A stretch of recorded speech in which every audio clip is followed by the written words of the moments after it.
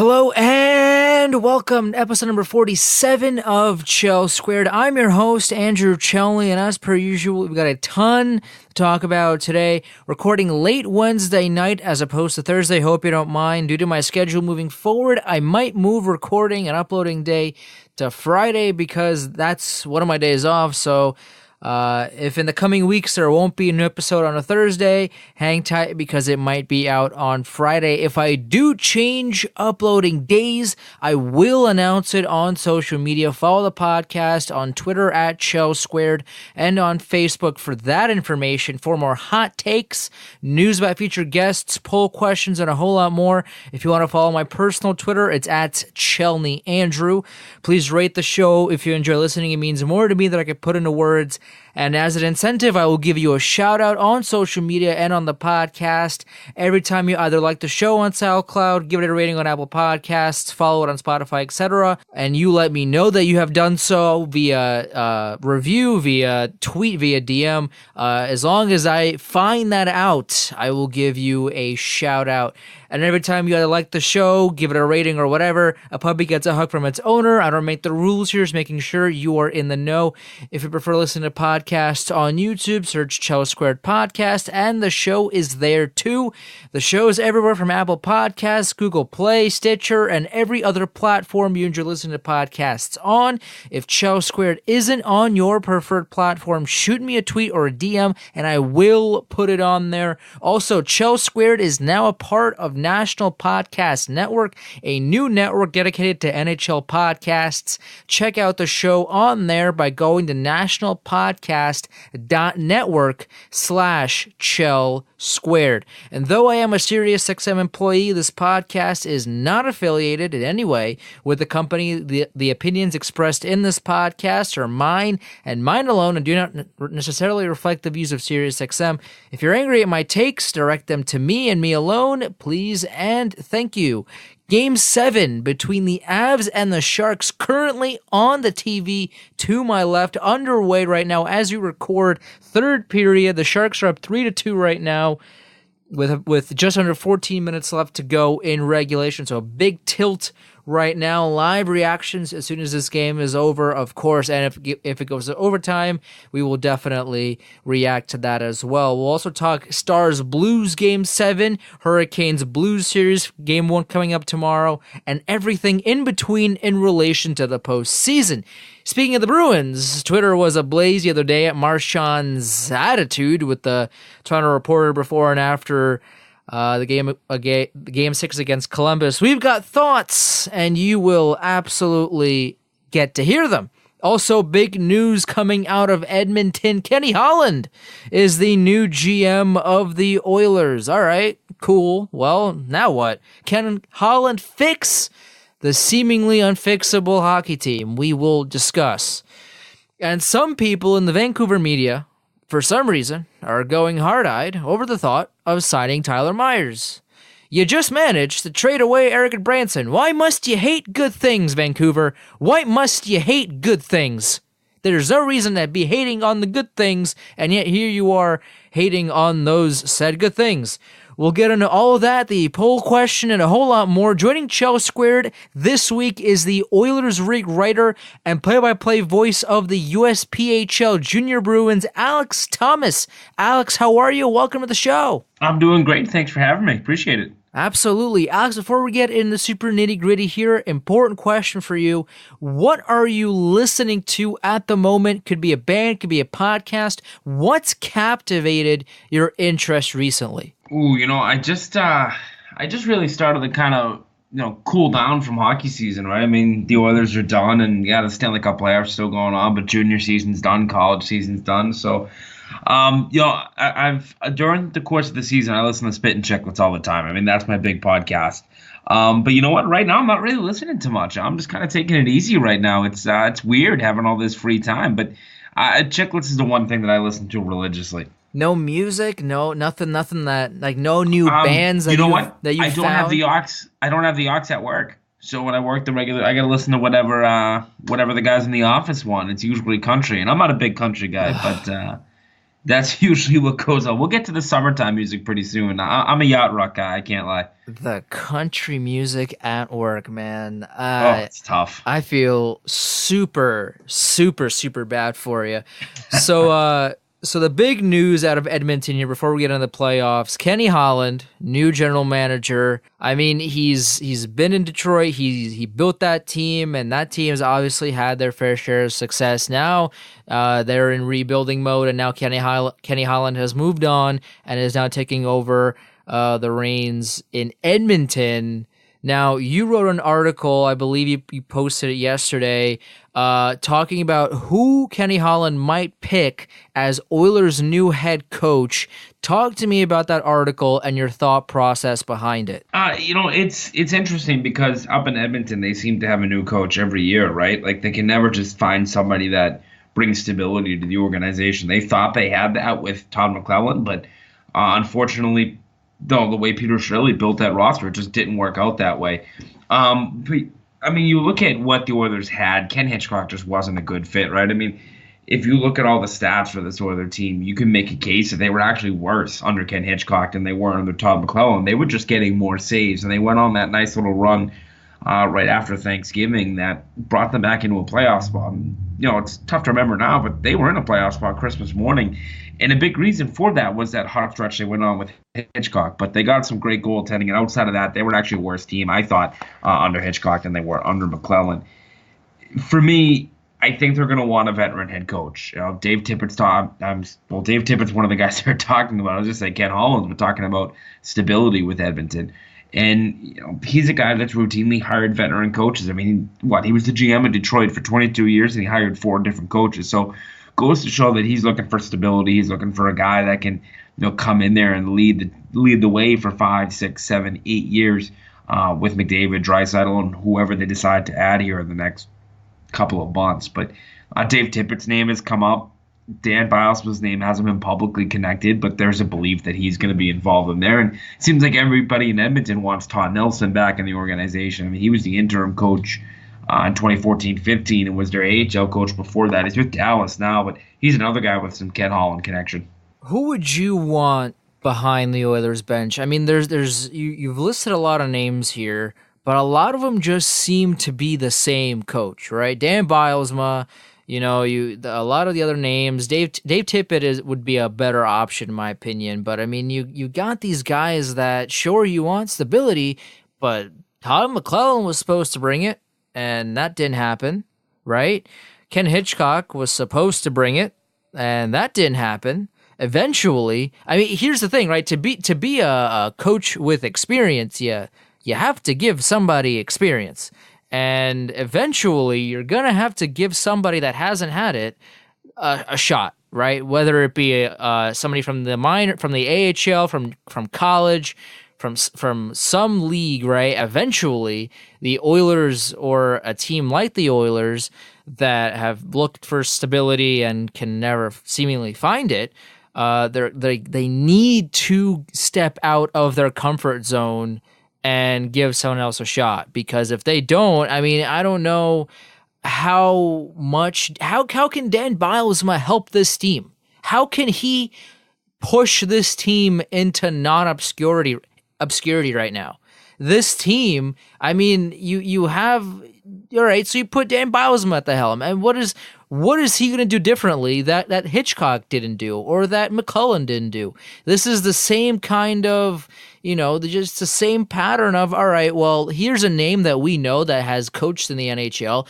How bad can he be? And then it ends up that, oh, well, he was just as mediocre as the rest of them. Well, for me, it also comes down to, I mean, Ken Holland can bring Scotty Bowman back if he wants to, and it's still not going to make a difference. I mean, this roster is not good enough, right? And So many coaches have such similar systems now where it almost doesn't even matter who you bring in. I mean, is Dave Tippett's system really that much different from Todd McClellan or Ken Hitchcock or even before him, Todd Nelson and Dallas Eakins? I don't think it's much different. How much different is Dan Bilesma's system? Probably not. We've seen Todd Nelson's system with Edmonton. Yeah, they won some games, but that didn't matter. That was garbage time in 2014-15, and it almost lost them a chance to draft McDavid. So for me, it almost doesn't matter who they hire as head coach, right? I mean, you've got to fix that roster. I don't care who's behind the bench. If you have McDavid, Draisaitl, it's almost not going to matter.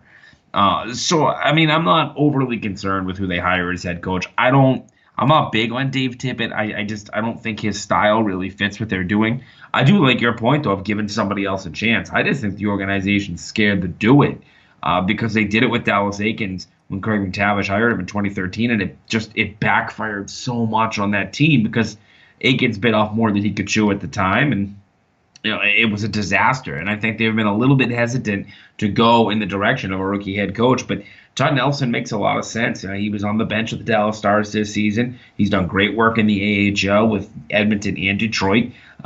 Guys love playing for him. They love playing for him in 2014-15 when he interned for half the season. So if they're going to go that young route, I think Nelson's probably the most likely candidate of them. And for me, he's probably my top candidate from their list.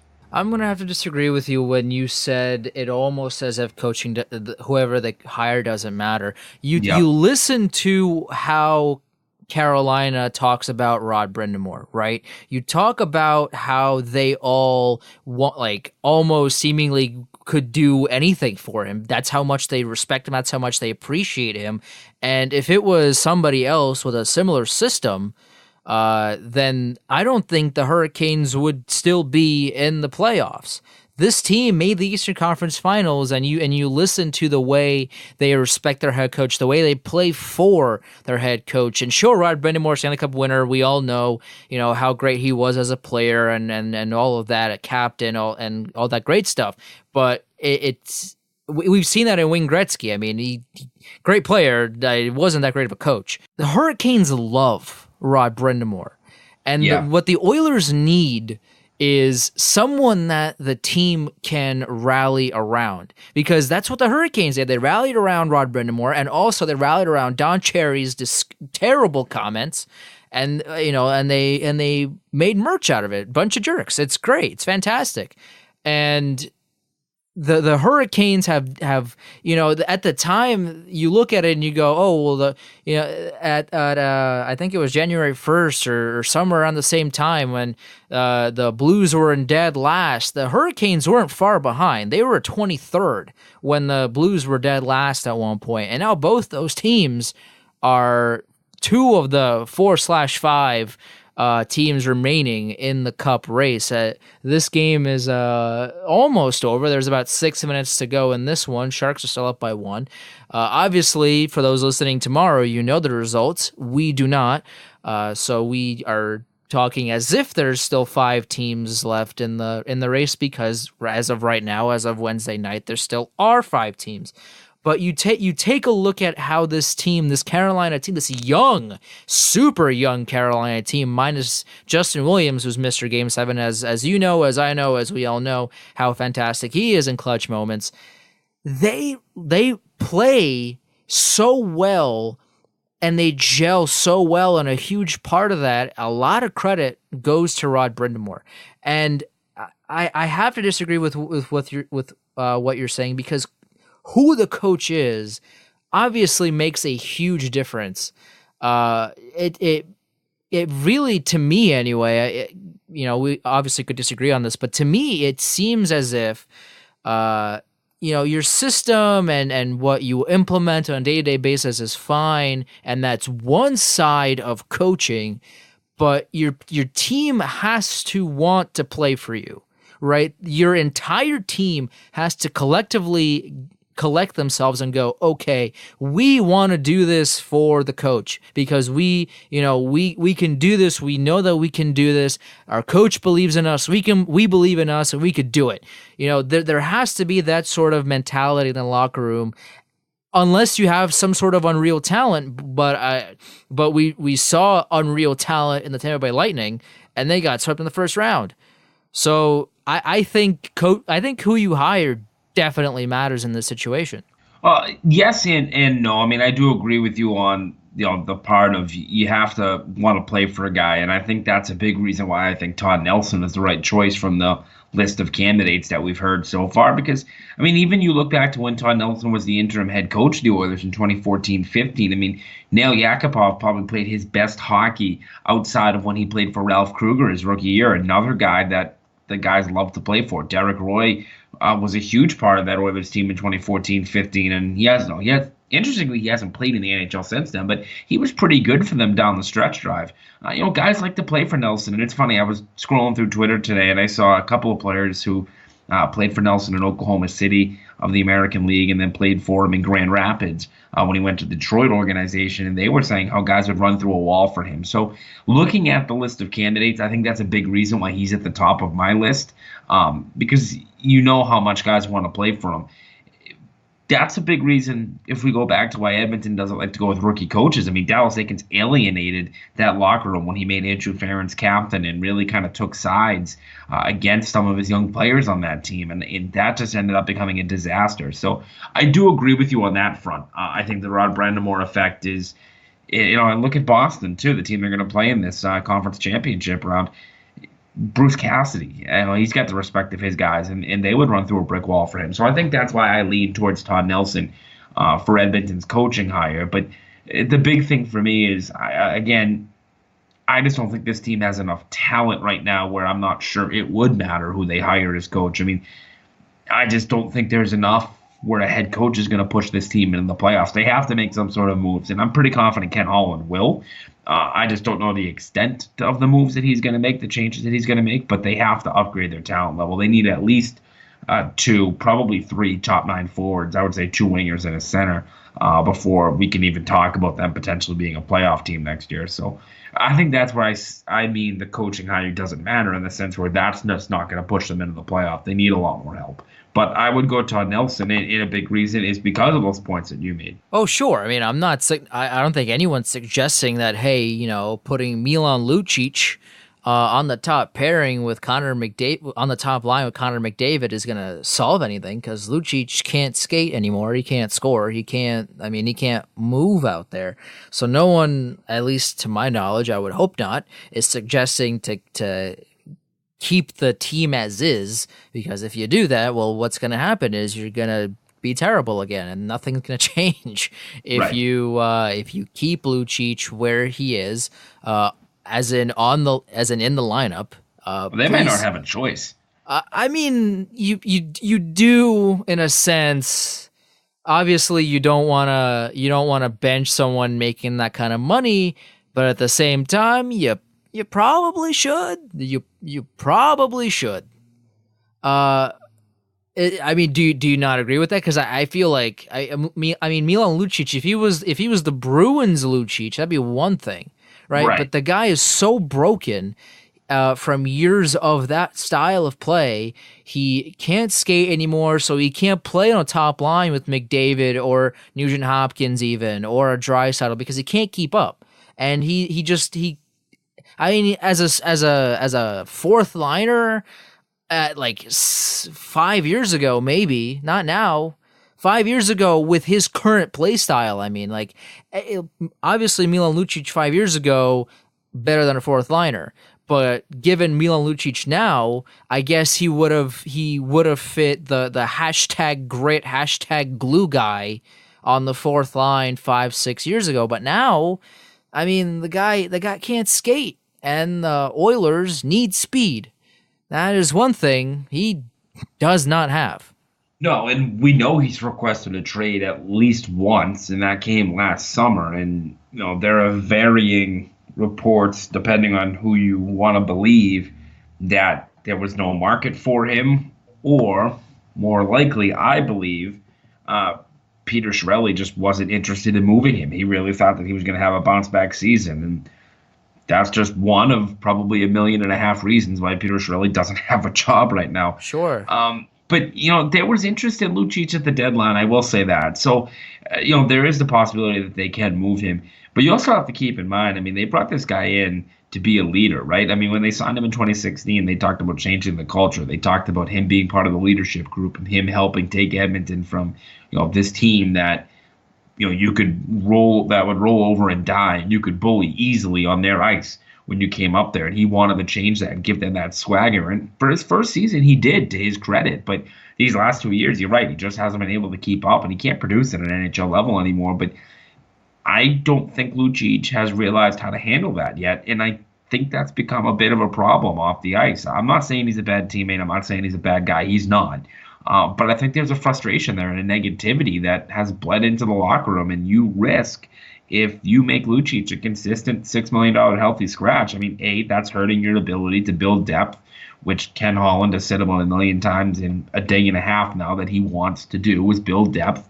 And that hinders that, A, and B, like I said, it brings that negativity into the locker room. And I think that had an impact on the team the last 2 years when one of your big leaders is, for lack of a better term, sulking in the room. I think that's a great point. I really appreciate that you said that. It's definitely a new perspective that perhaps a lot of people haven't either thought about or either just haven't given it as much thought as perhaps they should. Lucic hasn't been a slow, I don't want to say bad, but I guess in this context, bad hockey player for very long, right? And transitioning from being a top six wrecking ball on a Bruins team to being an afterthought on a quick Oilers team that can't use him because he's too slow to be used properly anyway. It's going to be tough. It's going to be tough for anybody to make that sort of transition and quickly. It's not as if he's 37 and gradually slowing down. I mean, this man, I can't remember how old he is off the top of my head, but he's not old, right? I think he's like early 30s or early mid 30s. He is not 38, 39 years old. He didn't have that gradual decline that a lot of players have. He went from being top six to afterthought almost immediately after signing that contract. So yeah, I mean, he's only 30. So, I mean, but the problem is, there's 890 games of regular season and then another 114 playoff games. I mean, you're talking over 1,000 games in the NHL of heavy duty, physical, kicking him in the butt style of hockey. I mean, he's been in the league now for a long time. And for a 30-year-old, there's a lot of miles on that body, and there are a lot of hard miles too. Sure. Well, yeah, that's the point that I'm referencing.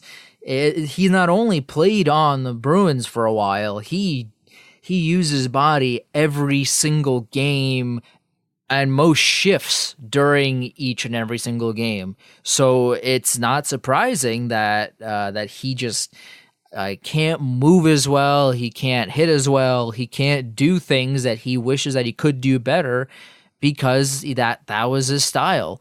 And another player that I want to mention briefly here, speaking of the Bruins, is Brad Marchand, who, as I'm sure you saw this happen, but before Game 6 of Columbus, one of the Toronto reporters, I can't remember his name, was talking to Brad Marchand before the game, and they had a conversation, and then he asked about Marchand's skate. Because Marchand I call him Marchand. I guess it depends on the region, or depends on Marchand's. I guess it depends on the day of the week because Marchand's apparently cool with both, from what I understand. So I don't know, but the reporter asked Marchand about his skate because in the previous game he stepped on a Columbus Blue Jackets player's stick, snapping it in half, and Marchand did not appreciate that and left the interview and went on to his pregame skate. This led to a kind of a polarization on Twitter afterwards because after the game, the same reporter wanted to talk to him, and Marchand was having none of it, was giving really shoddy, very simple, very kind of blatant answers, didn't want to be there. It was very clear he didn't want to talk to the reporter, and he kept it as short as possible, and then he left. So this kind of started a whole debate on social media, if you will, about how should he have done that? Was it a good question to ask? Was that okay to ask? I mean, here's the thing, right? In my opinion, and I want your opinion as well in a second here, Alex. But I just think that if you are stepping on player sticks, I feel like you open yourself up to questions like that. Was it the appropriate time to ask? Probably not. Probably not before a game. But at the same time, you can't be mad at a reporter asking that. And also, by the way, as an aside, out of the corner of my eye, I just saw the Sharks have won Game 7 in regulation, and they will be moving on to play the St. Louis Blues in the Western Conference Final. Alex, what are your thoughts on Brad Marchand and that whole fiasco debacle? And then we'll get to the Sharks and the Blues. Overblown. I mean, I just think the whole thing is overblown because it's Brad Marchand, right? I mean, if this was anybody else on the Bruins, we wouldn't be talking about this right now, and nobody would have been talking about it after Game 6. I mean, I didn't like the question before. I think it was, Game 2 that they asked that question? I'm not sure which game it was, but I didn't like that question at that time. I didn't think it was the appropriate time to ask that. But like you said, I mean, when you do that stuff consistently, you open yourself up to that. So, I mean, I didn't love the question, but I understood it. Okay, fine. But I also understand where Marchand's coming from as well. Sure. I mean, he wasn't happy with the timing of that question. He didn't like it. And he kind of gave a jab back at the Toronto media, who have had a field day with him throughout the playoffs anyways. So, I mean, I really have no problem with it on either side of it. It's frustrating, right, from a media perspective of you have a job to do and a player's not cooperating with you. But I also think at the same time, too, you poke the bear a little bit, eventually you get bitten back once in a while. So I was fine with that. I had no problem with any of that. I just thought the whole thing was overblown. And I agree with you. I think, you obviously open yourself up to questions like that when you do stuff like that, but it's also Brad Marchand giving up his warm-up time for an interview, right? It's not as if the game is over and there's a different situation, different context. This is warm-ups, right? A player is giving up his time to talk to a reporter. Neither side owes anybody anything, right? Brad Marchand doesn't owe the reporter money, and the reporter doesn't owe Brad Marchand a Christmas card. Like there's none of that's going on, right? So when that sort of thing happens, it's like, okay, well, the question was fine, but you got to realize the context. And when you ask a question like that, what kind of response are you looking for? What were you expecting the answer to be? Were you expecting a laugh? Were you expecting a jab back? I mean, what was he looking for when he asked a question like that before Game 6 of the second round of the playoffs? What was he looking for? Because I can't seem to think of an answer to that question. No, and I will say this too, like the reaction out of Toronto has been awesome since that Game 7 because. I mean, all we heard all season long was Leafs fans, right? And now all of a sudden they lose that series, and it's like they've collectively just lost their minds over Brad Marchand. And for me, with that whole thing, you're right. I mean, what do you expect in a pregame warm-up interview? But I also didn't like the spot. I kind of thought it was an unprofessional spot to ask that. I mean, I think I have more of a problem with the question being asked than I have the answers given after Game 6 because – I mean, you're on the national TV broadcast. It's Hockey Night in Canada. It's a Saturday night game. It is the big moment up in Canada when it comes to hockey broadcasting. And it just kind of seemed like a little wisecrack question that just didn't seem to fit with where it was. And if that gets asked in a post-game scrum or gets asked in a post-game news conference, that's one thing. But I didn't like the spot. If anything, I have more of a problem with the question. No, I definitely agree with that. I mean, there's various degrees of angles and whatever that you could take with this, but it's overblown. I totally agree with what you're saying there. Two, I agree with you in terms of this not being the right place and time to ask that sort of question. If you want to do it after the game, that's one thing.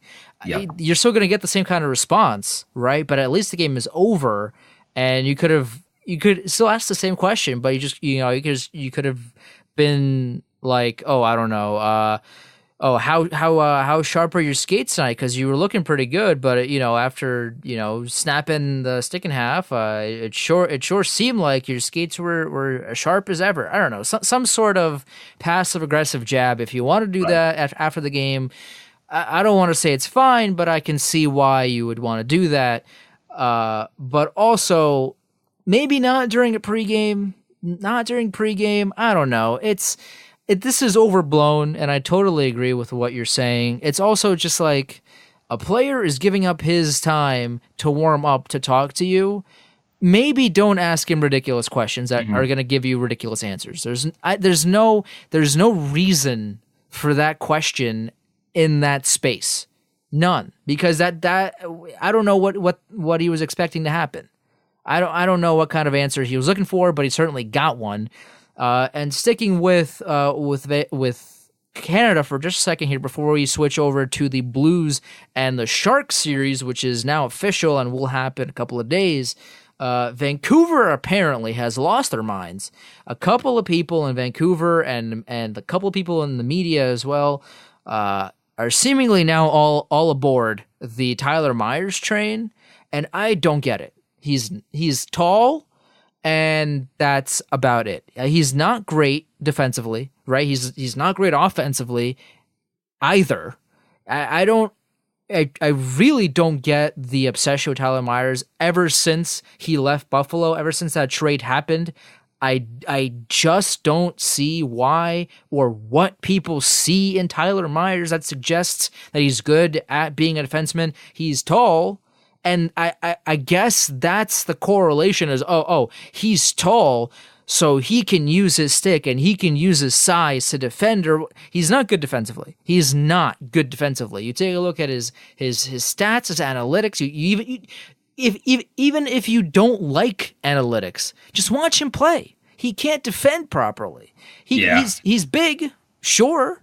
Chara's big, but at least he knows how to defend properly. At least he did. He still can now, but obviously he's 42 years old. You got to give the guy a little bit of slack, right? Eventually, that decline is going to come for everybody, no matter what.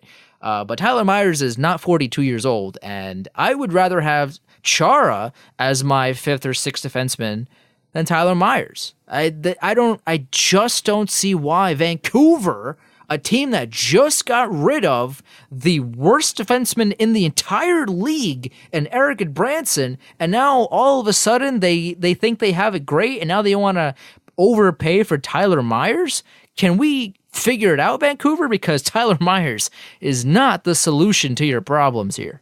No, I mean, what was it now? 2 straight July 1st where they've just thrown money at bottom 6 players and, veterans who are getting paid over their production level. I mean, they had, the only way they could get out of Sam Gagne's contract was taking on the corpse of Ryan Spooner, who has done nothing since the brief, 18 games following his trade to New York for Rick Nash. So, I mean, they've invested a lot of money in free agents with very minimal return. But, what Vancouver is right now reminds me so much of what Edmonton was at the turn of the decade, right? I mean, they're a fun young team to watch. It's got a lot of skill. They got a lot of speed up front.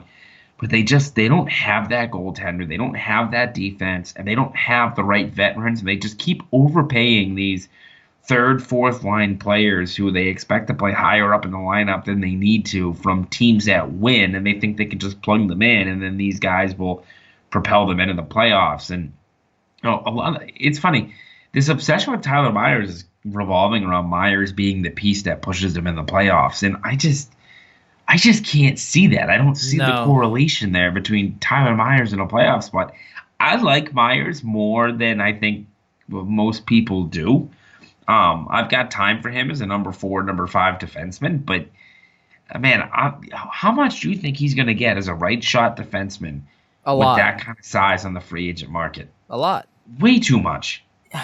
Here's the thing. If Tyler Myers wants to be a number 5, number 6 defenseman, getting sheltered minutes on on an affordable contract, right? A 1 year or a 2 year deal, let's say, I don't know, 1.5, $2 million. If he wants that kind of money, if he's seeking that kind of money and he wants to be sheltered in that kind of role, I have all the time in the world for Tyler Myers. I think in that sort of role where he doesn't have to play top 4 minutes, where he doesn't have to defend the top players on the opposing team every single game, I think in that sort of role he can be fine in. I don't see a problem with Tyler Myers if he's sheltered and given limited minutes and he is there to hunker down the blue line, sometimes, and he doesn't have to face the Ovechkins and the McKinnons every night, and he doesn't have to do that. And that is a role I feel like he can do well in. But if you give him more minutes and expect him to start covering those guys, it's not going to end well. Yeah, that reminds me a lot of Chris Russell, right? I mean, he's an NHL player, but because he's a veteran defenseman who does all that stuff that the 200 hockey men love, block shots and kill penalties and all that stuff, which is important, don't get me wrong. He's going to get overpaid. And you're right. If he's a guy that wants to come in and play that sheltered role, let's say he's a number 5 defenseman, he's anchoring your third pairing on a short-term deal, that makes sense cap-wise. I mean, you'd be foolish not to take him. I mean, he's perfect in that spot. But you're going to be paying him like a number 2 defenseman, especially to go to a losing team like Vancouver that, like Calgary and like Edmonton and like Winnipeg to an extent, they've got to overpay to get guys to come there. So I laughed when I saw that article earlier this week about Tyler Myers going to Vancouver, because I just don't get it. It doesn't make any sense to me. That's not what they need. The game is going in a different direction. Like, if you're the Canucks and you've got Brock Besser and Elias Pettersson Peterson rather, and you've got Bo Horvat and all the prospects that they have coming up in that system, you've got Quinn Hughes coming up on the back end. How do you not go out and try and find a more puck-moving defenseman? Sure. Or get anybody that is good. I mean, Tyler Myers is okay as we're talking, in a number 5, number 6 role. But the Canucks need more than that. They need a top 4 defenseman, and they need it yesterday. And Tyler Myers is not that. So to overpay for him, and then for him to not meet the expectations given to him due to his overpaid contract, I mean, you're only setting him up for failure. You're only making him be bad, because he can't flourish in a top spot, and yet you're paying him to be in a top spot. And when he fails at it, which he inevitably will, because one, he's joining a Canucks team that can't, I mean, it's not a good team as of right now. And 2, he clearly can't, he just isn't capable of playing a top 2, top 4 role. And if you pay him that kind of money and you expect him to be that, well, you're in for a rude awakening, because he can't do it. And for a team that just got rid of Eric Branson, you would think, okay, sigh of relief. We could finally figure out the blue line. Eric Branson's gone.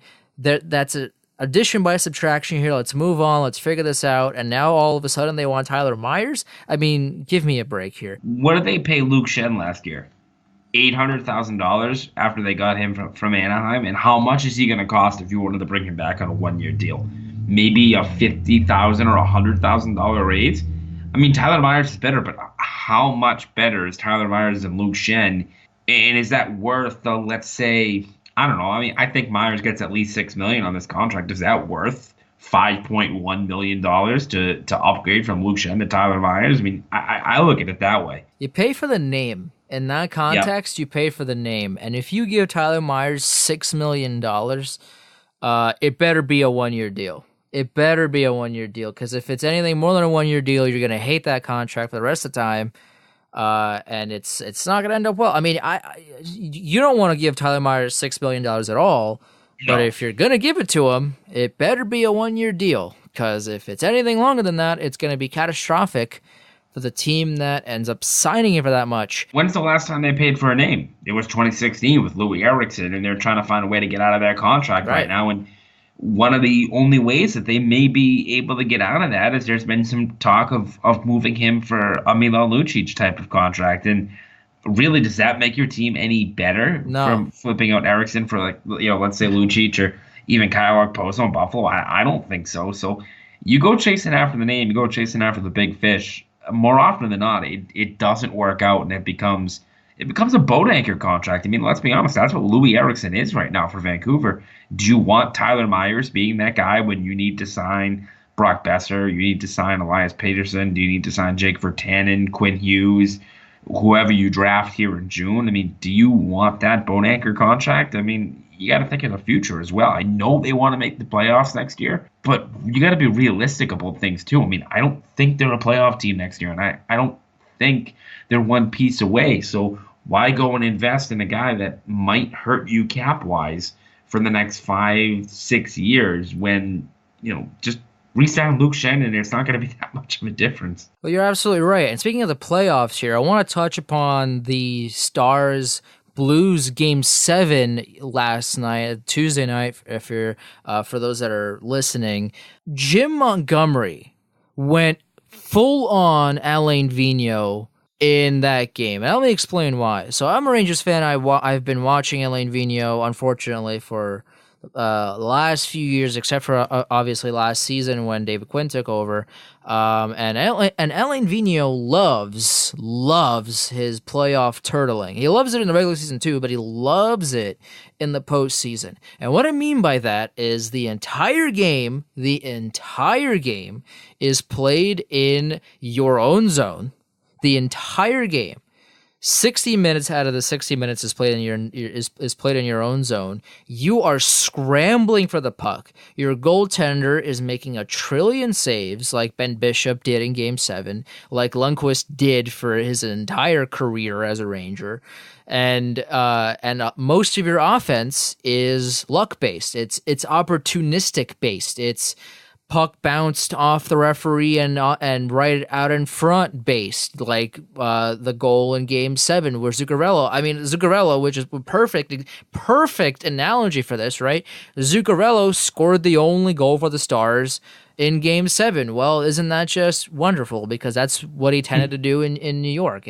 Nothing has changed.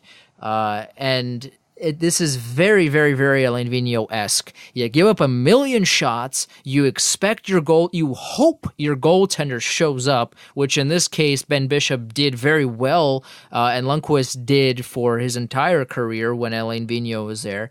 And you just throw everything in the air and hope your goaltender plays well. And then you have no game plan offensively. Zero. None. You have none of it. Because it doesn't exist.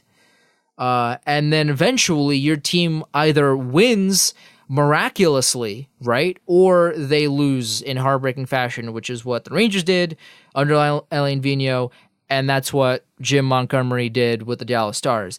I think the Blues were out shooting the Stars like 25-2 or 20, like something completely wild for a big chunk of that game. This is Game 7. This is Game 7. This is not you picking up a stick here and playing, on the local ice with your friends. This is Game 7 of the semifinals. You can't go full on AV in a Game 7. You can't do it. They did it and they lost. Yeah, I mean, it was shocking. I mean, I think that's the best way to put it. The way Dallas played those final 40 minutes of regulation time last night. 'Cause I'll be honest with you, I kind of liked the way that they came out in that first period. I mean, I know they got a lucky bounce for their only goal in the first period, but I thought, they had 13 shots in the first period. They had a little bit more zone time. I thought they came out and played a pretty good road period in the first period, but man, they just did.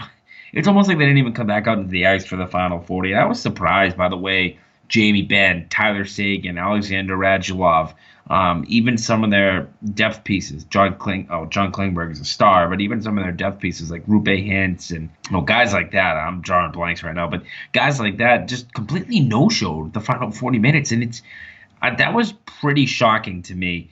Ben Bishop was just so good in that game, and it was unfortunate to see them lose because of how good he played. I mean, Ben Bishop, that was an all-time performance by him last night. I don't think because of the whole story, which is great with Pat Maroon, and I'm a big Pat Maroon fan. I'm very Sure. happy to see him get that goal. Very happy for him to be enjoying success in his hometown and finally being able to consistently play in front of his son. But Ben Bishop was the story for me last night. He was so good in that game, and it's unfortunate that that's the lasting thought we're going to have of Jim Montgomery heading into the offseason, because I thought he did an unbelievable job with that team in his first year as head coach.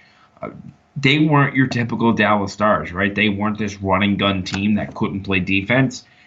They hunkered down quite a bit this year, and they were a better defensive team than I remember the Stars being in a long time. So as frustrating as that was last night to watch, and as frustrating as it was for Jim Montgomery, I thought he was a huge success here in his first year. Oh, yeah, no, that wasn't I'm not saying Jim Montgomery's a bad fit for Dallas, but what I'm saying is you can't go Alain Vigneault in a Game 7 of a playoff race, in a playoff series. You can't give up, 50 some odd shots and expect to win hockey games when you only muster about half of that. You can't just put your hands up and say, hey Ben, we need you to save us, because clearly we can't do it ourselves. That Game 7 was real tough to watch. If you're a Stars fan, if you're a fan of the game, because it just looked like the entire game was played in the Stars zone, and it was brutal. For stretches of time, it looked like every second of the period was spent in the Stars zone, and it was cycling. It was the Stars not being able to catch passes, catch pucks, catch anything. There was no offense. It was all St. Louis all the time, and eventually Pat Maroon tucked in the rebound after the initial shot went off the pinger, and then off the back of Ben Bishop's head. You got to feel for Ben Bishop. I totally agree. He played a phenomenal game. If anyone blames Ben Bishop, by the way, I hope he blocked me on social media, because I will find you and I will block you first. So block me first before I get to do it to you. And this leads me to my poll question. I'm going to read you the question, read you the four choices, and before I tell you which of the four choices is in the lead, I want your answer to the poll. So of the teams that are left, who do you think has the best shot of winning the Stanley Cup? This got just under 200 votes. Tweeted this earlier today. If you want to vote in the poll, if you want to tweet at the poll, it's on Twitter at Chel Squared. I put a poll up every week for future notice. So the four choices are the Boston Bruins, the Hurricanes, the Blues, and obviously I put out the poll during the day today. So I put the Avalanche / the Sharks, because obviously we had no idea who was going to win this game. So of the four choices, which team do you think has the best shot of winning the Cup this season? I voted for the Bruins. I think the Bruins have the best chance to win the Stanley Cup right now. You look at what they've got, I think they're the deepest team in terms of all three positions. I mean, you could look at how deep Carolina is on defense. You could look how deep San Jose is up front. But I don't think there's a team that's as deep at forward, defense, and let's be honest, in goal too. And I know that's almost sacrilegious to say Tuukka Rask is a good goaltender in Boston, but it's true. This team is just so deep. For my money, they've got the best goaltender left in the playoffs, who's playing at a different level. He's got I think it's a .938 save percentage right now. He's been on a different level. Their top line is starting to get more confidence. David Pastrnak was great the last 3 games of that Columbus series.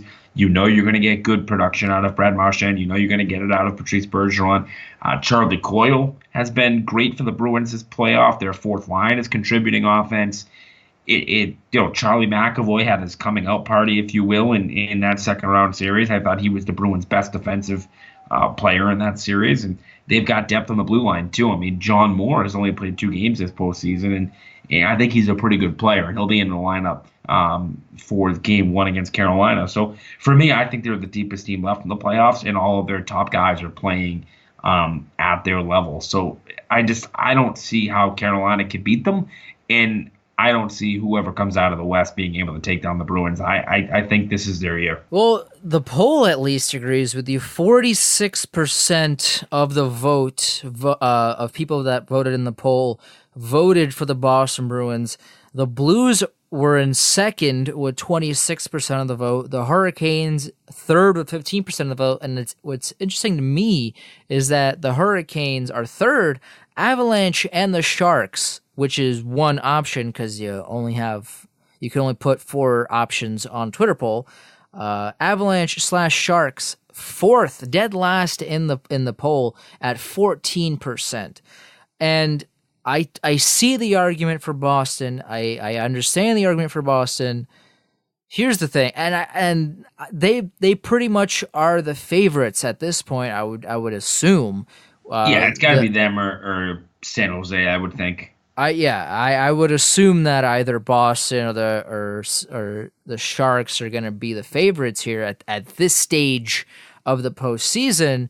But I don't want to not give Carolina credit here. I want to at least see how Game 1 goes, right? Yeah. At least see how this matchup is going to go. Obviously, Game 1, I mean, we just saw what happened with the Bucks and the Celtics. The Celtics won Game 1, and then the Bucks stomped all over them for the next 4 games, and now they're off to the Eastern Conference Finals. So Game 1 could mean something, it could mean nothing. We don't know yet, obviously. But I want to see how that matchup goes, because we could talk about the regular season for all but it doesn't matter. At the end of the day, regular seasons and the matchups and all that doesn't mean anything, as we've seen time and time again in these playoffs. Forget everything else. I mean, before the playoffs started, we talked about how the Lightning are 3-0 or whatever against the Jackets this season. They've outscored them 1,000-2 in the regular season. It's a foregone conclusion, and then the Jackets went to sweep them. So we could mention regular season stats. At the end of the day, it doesn't matter. I really want to see how the Hurricanes play the Bruins in round number 1. It's obviously a big precedent. I think it's gonna matter a little bit more than maybe other people do, but you can't give the Bruins games. Obviously, you can't give anybody games. It's the Stanley Cup playoffs here, but you especially can't give the Bruins a shot at winning.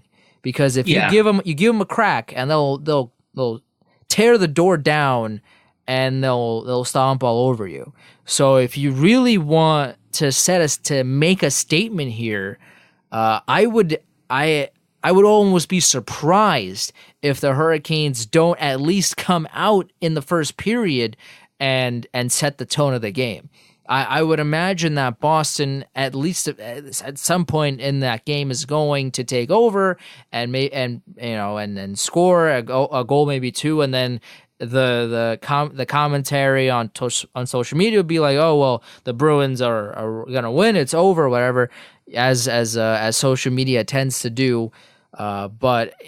Game 1 is going to matter a lot. I don't know who's going to win that series, but I don't want to give it to Boston right away because there's everybody gave the Lightning Columbus series to the Lightning. I gave it to the Lightning, as I'm sure almost everybody on social media did, and also people gave the Calgary series to Calgary. I gave it to Calgary, and then they didn't win. They got bombarded. They got destroyed in 5 games. So I want to see how Carolina plays Boston at the very least in round 1 before making any assumptions about that series. And for the Blues and the Sharks series, it's the same thing. I mean, the Blues, what a story the Blues are.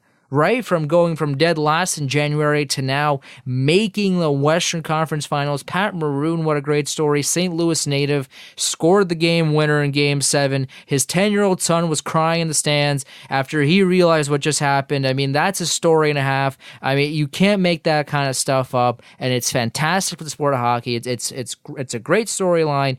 But now you got the Sharks, who were a major penalty away from losing in 5 games, and now they against Vegas in the first round, and then they storm back and then they losing in 7 to Vegas. I'm sorry about that. They lost. They were down 3-0 in the third period with what, 8 minutes to go, and not for that major penalty. Well, then we wouldn't be talking about the Sharks right now. But yeah, here we are, and now they just beat the Avs in 7. something that I didn't expect to happen personally. But now here they are, and now it's the Blues and the Sharks. And again, I can't pick a winner here. I picked the Blues in 7 before the second round started against Dallas. I got that one right, and I'm picking the Blues again. I initially, before the playoffs started, I picked the Blues to make it to the final. If I'm not mistaken, I believe that's what I chose, to make it to the final, only to lose to the Lightning in the final. But now the Lightning are out. So to me, the Blues are still the favorites in the cup, in the playoffs. But again, this is so wide open, it's anybody's game. Yeah, I think that Western Conference series is an absolute coin flip. I mean, it's just, that is, for me, as even as it gets, right? I mean, my preseason pick for the Stanley Cup Finals actually, and it looks pretty good right now, was Bruins Blues. And the reason I picked St. Louis to come out of the West in the preseason was because I loved the Ryan O'Reilly edition. I loved the Patrick Maroon edition. I thought they were extremely deep up front. I also thought Jake Allen was going to take a big step forward this year, and that never happened. That almost sunk my prediction, actually. But the Blues are just, they're a fundamentally strong team, right? That is just, they're so confident in themselves right now, and you can see the way last night when they were dominating that game and Ben Bishop kept denying everything they threw at him. How easy is it for somebody to just get frustrated to the point where, they kind of get out of their zone, they kind of get out of their system? But the Blues didn't do that. They stuck with it last night, and they got rewarded with a game that, let's be honest, they deserve to win. So this is going to be a tough series. I think San Jose is they're such a good team in the way that they're able to transition the puck. I mean, when you have Erik Karlsson and Brent Burns defensively, your transition game is going to be one of the best in the NHL, and it has been. You get Joe Pavelski back. He scores a goal in Game 7, and the emotional boost that brings his team after he missed most of his second-round series. I mean, they're another team that is extremely deep up front, and now you're getting good goaltending out of Martin Jones, which wasn't the case at any point during the regular season. No. In the first 4 games of the first round. So this is a really even series. I stick with the Blues just because I picked them in the preseason to make the Cup. So I can't back down now that we're into May. So I'm going to stick with the Blues. But this series has 7 games written all over it. And just a thought on Carolina, I think you're right. I mean, a lot of people here in Boston are kind of assuming, it's the Hurricanes / Whalers. I mean, they're going to bulldoze over them 4 or 5 games. And I don't see that. I think the Bruins win that series, but I think it goes 6 games.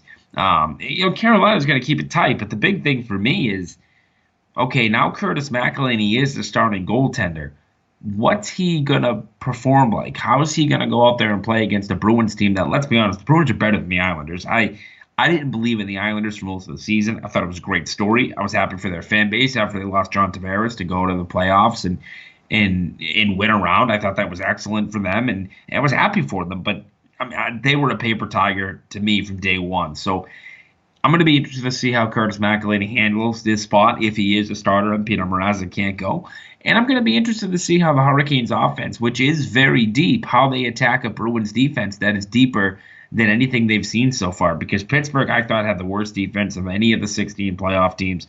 And I never really bought into the Islanders' defense. Now they're playing a strong defensive team with an elite goaltender.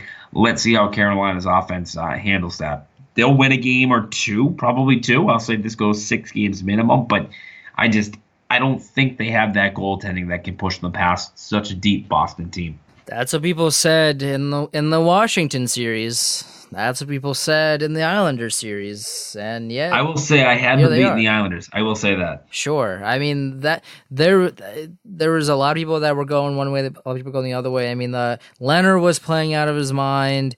The storyline there, obviously Barry Trotz with going all the way and all that, but the Hurricanes just outplayed them. They took their system and they figured out how to exploit it, and they crushed them. And that might be what happens against Boston. I don't want to pick a team here just yet. I do want to see how Game 1 plays out. If Carolina looks bad in Game 1, I might just take Carolina only because Rod Brindamore is gonna tear them apart, and then they're gonna win Game 2. And then that's going to be an even series, and then we won't know what's going to happen after that. What was interesting to me is Carolina's coming into this on the opposite side of where they went into the second round, right? I mean, they played that 7-game series with a double overtime of Game 7, and then they had the turnaround after their Wednesday night Game 7 and played Game 1 Friday against an Islander team that just swept. And now it's Carolina that had the sweep. And they've been waiting for almost a week now. I think it's going to be 6 days between games against the Islanders and the Bruins. So that's going to be interesting. How does Carolina respond to that? Are they going to come out slow? I mean, the Bruins, I know it was an overtime victory, but outside of Sergei Bobrovsky's heroics, they could have scored 6 or 7 in Game 1 against Columbus, who wasn't really ready for that Game 1. They had to feel their way back into it. Is Carolina going to have to feel their way back into things in Game 1 against the Bruins? Because that could be a huge point in this series. Definitely a lot of things to keep in mind as now the official Final Four of the NHL playoffs are the Bruins, the Hurricanes, the Blues, and the Sharks. Alex, I really appreciate you giving me your time here. Plug your social media, plug anything and everything that you want the listener to know about. Twitter is at Alex_Thomas14. We'll have a ton of Oilers content coming up with the Oilers rig, obviously, with Ken Holland, the new president of hockey operations and GM. They'll be the head coaching search. I would anticipate you see some familiar names with the Oilers losing their job here in the next month. So we'll be chronicling all that, as well as previewing the draft and free agency and trades. And keep an eye on Twitter if you're a Bruins fan or a Boston hockey fan in general. We're gonna have a fun announcement Thursday morning. So I plug that now. We're going to have a pretty fun announcement if you're a Bruins fan or just a New England hockey fan in general. That's going to revolve around the Bruins and some of the college teams up here in the Boston area. And stay tuned for that. But we're going to be turning up the heat here now that we're going into the Eastern Conference Finals. So new adventure that I'm excited about. And we'll have all the details tomorrow over on Twitter. And that's at Alex_Thomas14. Definitely sounds exciting. I'm going to keep tabs on that. Alex, again, super appreciate you giving me your time here. I'll talk to you again real soon. Thanks for having me. Appreciate it. You got it. That was episode number 47 of Chel Squared. Episode number 48 coming up next week. I'll talk to you then.